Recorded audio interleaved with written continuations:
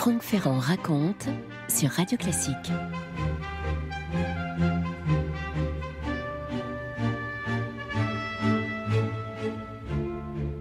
Rendez-vous au théâtre du Châtelet le 29 mai 1912. Ce soir a lieu la première du ballet L'après-midi d'un faune sur la célèbre musique de Debussy.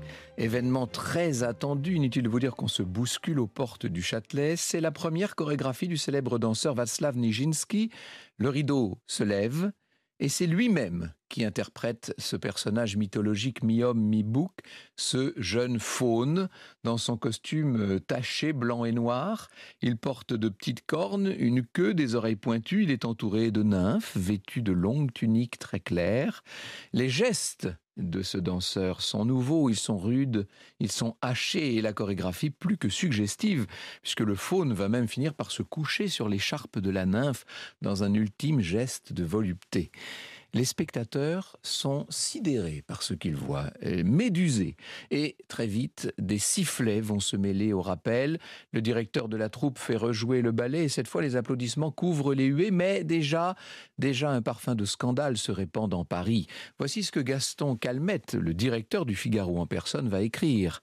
Nous avons eu un faune inconvenant, avec de vils mouvements de bestialité érotique et des gestes de lourde impudeur. Et de justes sifflets ont accueilli la pantomime trop expressive de ce corps de bête mal construit, hideux de face, encore plus hideux de profil. C'est exactement le genre de propos qui peuvent blesser Václav Nijinsky, qui n'a que 23 ans et qui est un garçon pour le moins sensible. Heureusement, il y a aussi des gens qui vont le soutenir, et pas n'importe quel soutien. Il y a Odilon Redon en personne, et puis surtout Auguste Rodin, le grand sculpteur qui a assisté au spectacle et qui a trouvé tout ça magnifique. Dans Le Matin, le sculpteur Rodin défend le chorégraphe. Plus de bon, écrit-il, rien que les attitudes et les gestes d'une animalité à demi consciente. Il s'étend, s'accoude, marche accroupi, se redresse, avance, recule avec des mouvements tantôt lents, tantôt saccadés, nerveux. Le corps tout entier signifie ce que veut l'esprit. Dès le lendemain, Václav Nijinsky se rend dans l'atelier de Rodin, rue de Varennes, pour le remercier. Le sculpteur a compris que le jeune homme venait de révolutionner son art. C'est un danseur virtuose qui se révèle en même temps un créateur de génie. Ce que le monde ignore encore à ce moment-là, c'est que ce danseur, ce créateur, cache un artiste fragile qui est en équilibre sur un fil ténu entre grâce et ténèbres. Franck Ferrand sur Radio Classique.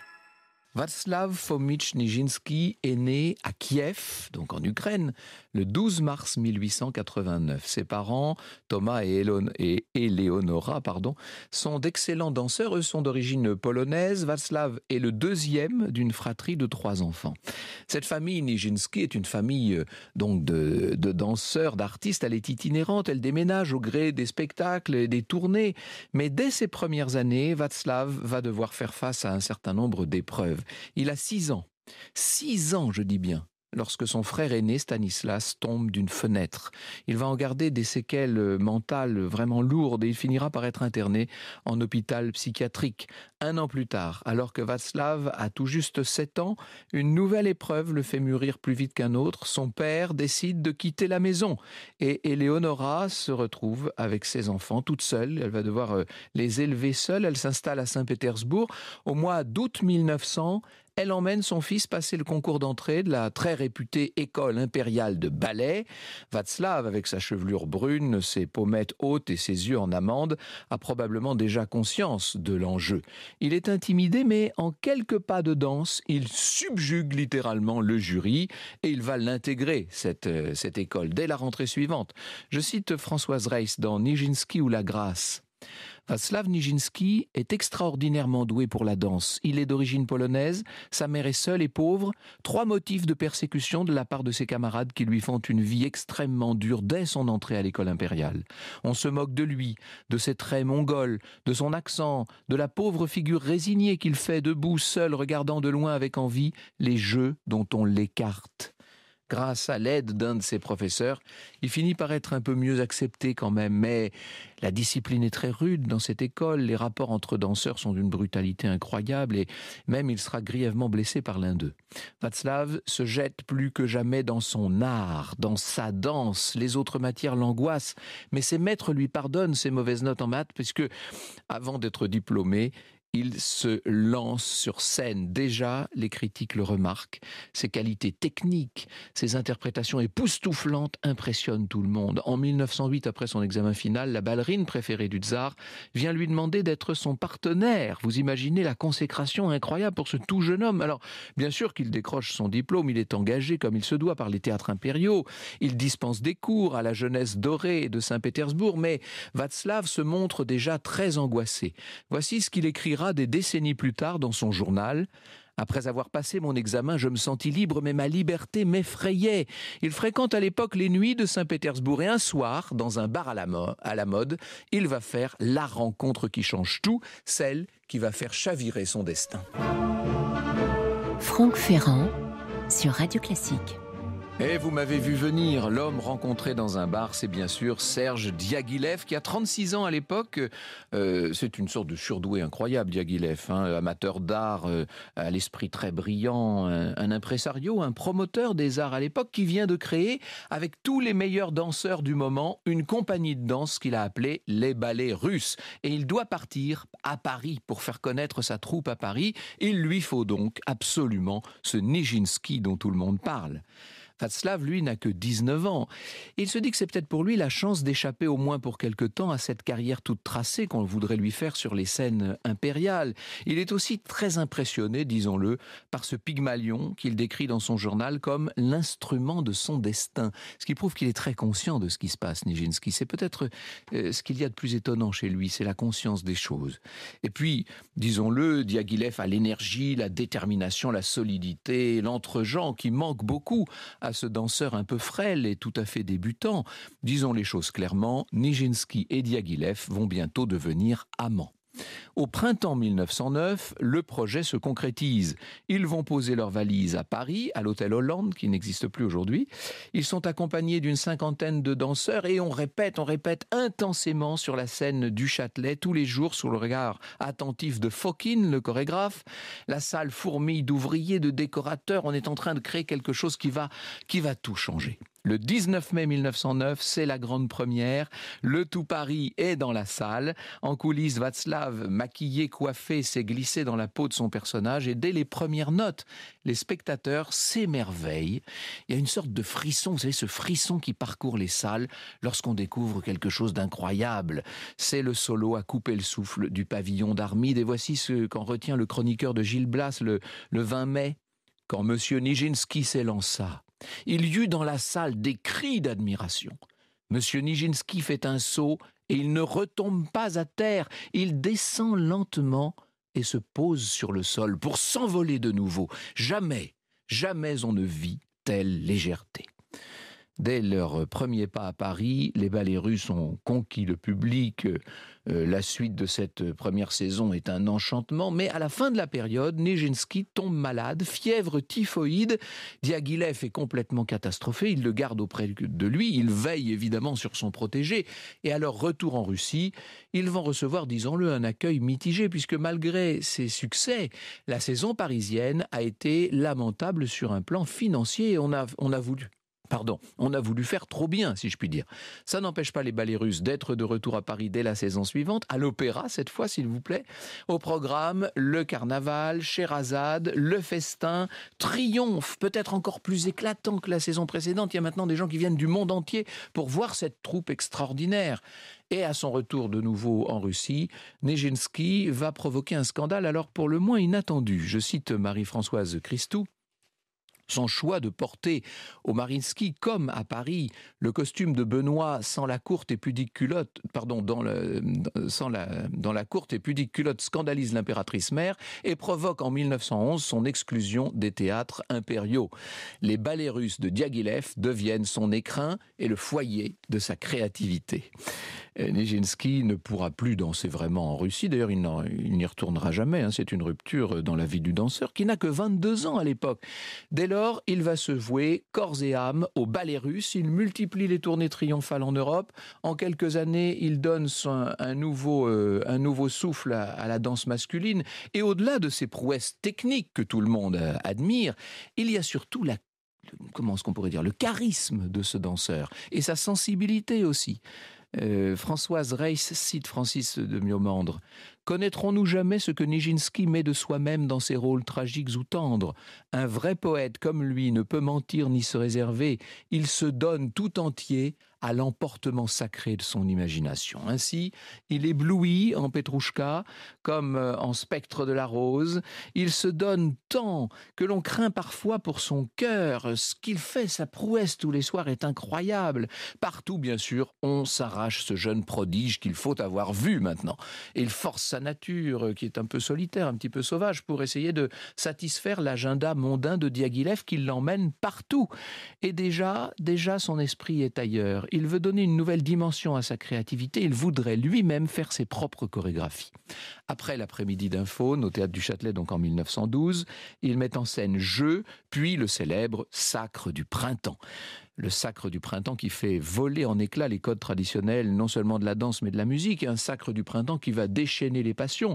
Valentine Hugo, toujours citée par Françoise Reiss, se souvient, ce fut comme si la salle avait été secouée par un tremblement de terre, des hurlements, des injures, des ululements, des sifflets soutenus qui dominaient la musique, et puis des gifles, voire des coups. Nijinsky, pionnier, visionnaire, oui, peut-être trop pionnier, trop visionnaire, vient de faire entrer la danse dans une ère nouvelle, mais à quel prix pour lui ? En 1913, la troupe part pour l'Amérique du Sud. Il était peut-être temps de quitter la France où les esprits s'échauffaient beaucoup. À Cherbourg, déjà, le bateau largue les amarres.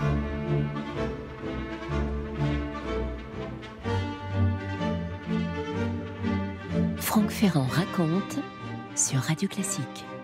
Le bateau vogue vers l'Amérique latine, et voici une femme dans cet univers jusqu'ici très masculin. Une jolie jeune femme aux traits délicats, aux yeux clairs, avec un teint de porcelaine. Elle s'appelle Romola de Pulski. Ça fait des mois, pour tout vous dire, qu'elle est tombée amoureuse, mais alors folle amoureuse de Nijinsky. Des mois qu'elle s'installe au premier rang de ses représentations, qu'elle manœuvre pour se faire engager par la compagnie, et en plein océan Atlantique, elle va mettre à profit les 3 semaines de traversée pour déployer tous ses appas. Václav va se laisser charmer à tel point que ses noces avec Romola seront célébrées quelques jours plus tard à Buenos Aires. Le couple se rend ensuite chez la jeune mariée à Budapest, mais ce mariage un peu rapide n'enchante pas tout le monde, si vous me voyez venir. Quand Diaghilev apprend la nouvelle, évidemment, il est, mais alors, furieux. Il réagit brutalement, rompt toute relation avec son danseur et met un terme, sur un motif évidemment fallacieux, à son contrat avec les ballets russes. Václav Nijinsky accuse le coup, mais il ne se laisse pas abattre pour autant. Il va créer sa propre compagnie. Après tout, il est devenu l'une des plus grandes célébrités du monde. Il est rejoint par sa petite sœur, qui est danseuse, elle aussi, par son beau-frère. Mais, disons-le, les difficultés s'accumulent. Son duo avec Diaghilev lui permettait de se consacrer à la danse, alors que maintenant, il faut qu'il se consacre à tout le reste, et notamment à toutes ses contingences matérielles. Et ça ne fonctionne pas. Alors, il devient de moins en moins patient, de plus en plus colérique. Et lorsqu'éclate la guerre, le couple Nijinsky, qui a donné naissance à une petite Kira, se trouve à Budapest. Ils sont assignés, à l'époque évidemment, étant donné les circonstances avec la guerre, ils sont considérés comme du camp ennemi, donc ils sont assignés à résidence chez la famille de Romola. Période difficile. Ma vie à Budapest pendant la guerre fut pleine de tristesse, écrira dans son journal Václav Nijinsky. La guerre le bouleverse, le rend peut-être encore plus vulnérable, si possible. En 1916, ils sont enfin libres de leur mouvement, grâce à l'intervention de Diaghilev, qui visiblement a eu le temps de revenir un peu sur sa colère. Il faut dire que lui aussi a grand hâte de retrouver son danseur vedette. L'absence de Nijinsky dans la troupe des ballets russes a été plus que remarquée. Václav embarque donc pour New York. Il prend la tête d'une tournée américaine au cours de laquelle il imagine un nouveau ballet, Till Eulenspiegel. Et après plusieurs mois sur place, Diaghilev va lui demander de le rejoindre en Espagne, Mais après une saison entre Madrid et Barcelone, Nijinsky décide qu'il ne suivra pas le reste de la troupe en Amérique du Sud. Diaghilev n'a pas réussi, si je puis dire, à se réconcilier tout à fait avec celui qu'il adore et dont il a fait une vedette mondiale. Et Diaghilev voit rouge. Il va faire arrêter Nijinsky pour rupture de contrat. Le voilà tenu maintenant de s'embarquer pour une tournée dans une ambiance délétère. Il est un danseur qui n'est plus libre de ses mouvements. Nijinsky avouait que c'est un comble. Il danse en septembre à Montevideo, mais ça va être la dernière fois qu'on le voit danser. Franck Ferrand sur Radio Classique. 1917, la famille Nijinsky s'installe à Saint-Moritz. On a l'impression que c'est une vie familiale assez paisible qui est en train de se dessiner. Nijinsky profite de sa femme, de sa fille. Il fait du traîneau. Il s'entraîne aussi, bien entendu, mais peu à peu, il a l'air comme absorbé par autre chose. Il faut vous dire qu'il tient fébrilement un journal intime et qu'il s'y livre à des réflexions souvent mystiques, comme s'il était ému maintenant par quelque chose qu'il dépassait, comme par quelque chose de très urgent. Ces troubles vont éclater au grand jour lors d'un gala de charité qui est organisé à l'hôtel Suvretta de Saint-Moritz. Je cite Marina Ferretti et Martine Kahn. C'est dans le catalogue de l'expo qui avait été consacrée à Nijinsky au musée d'Orsay en 2000, une exposition extraordinaire d'ailleurs. Dans la voiture qui l'emmène, il annonce à sa femme que ce jour est celui de son mariage avec Dieu. Devant 200 invités pétrifiés, il exécute une étrange improvisation sur la mort et la guerre. Vous imaginez la réaction des gens. On est à Saint-Moritz quand même. On est certes en 1917 et la mort certes et la guerre sont très présentes, mais tout de même, Romola va faire examiner son mari par un professeur de psychiatrie et le verdict est sans appel. Václav vient de sombrer dans la schizophrénie. La situation ne cesse de se dégrader. On va voir Nijinsky s'enfoncer dans son monde intérieur. Sa femme en appelle à tous les spécialistes, peut-être même au grand Freud. Elle soumet son mari à un traitement novateur à base d'insuline. Quant à Diaghilev, lui qui avait tant blessé Václav, lui qui peut-être était à l'origine de ces troubles mentaux, eh bien, il va faire ce qu'il peut pour essayer de le ramener à la vie. Dans le désir de provoquer un choc favorable au réveil de la conscience de Nijinsky, nous dit Françoise Reiss, on l'avait amené assister à une répétition. Diaghilev fit signe de commencer et l'orchestre attaqua les premières mesures du sacre du printemps. En entendant la musique, le visage de Nijinsky commença à changer d'expression. Son regard pour une fois s'anima, il fronça les sourcils, semblant faire un effort pour se souvenir, se souleva de son siège sur lequel il retomba lourdement. La lueur était passée. Tous leurs efforts seront vains. Václav Nijinsky va passer plus de 30 ans hors d'atteinte, perdu dans son monde, dans ses chimères, avant de s'éteindre en 1950. Avant de sombrer, il avait écrit cette phrase terrible : « Je n'étais pas armé pour la vie ».